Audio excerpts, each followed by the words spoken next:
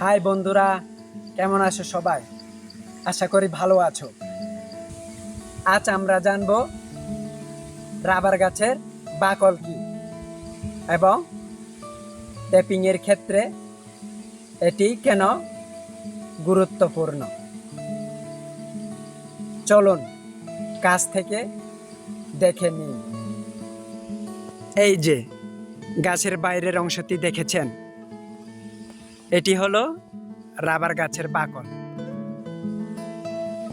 Tapping করার সময় এই বাকলের নির্দিষ্ট অংশে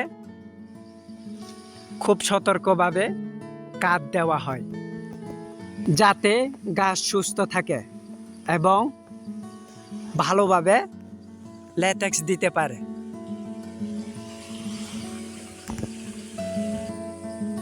বাকলের পুরুষত্ব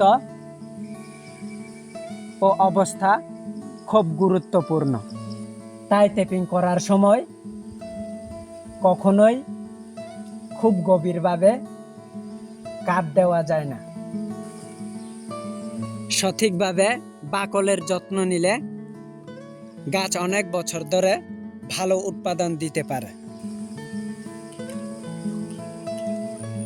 তাই একজন দক্ষ ট্যাপারের জন্য বাকল সম্পর্কে সঠিক ধারণা থাকা খুবই জরুরি, কারণ এখান থেকেই শুরু হয় সঠিক ট্যাপিংয়ের ভিত্তি।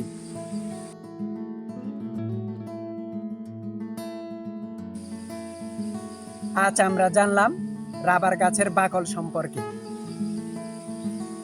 পরের পর্বে দেখব রাবার গাছে ট্যাপিং কিভাবে করা হয়। ধন্যবাদ।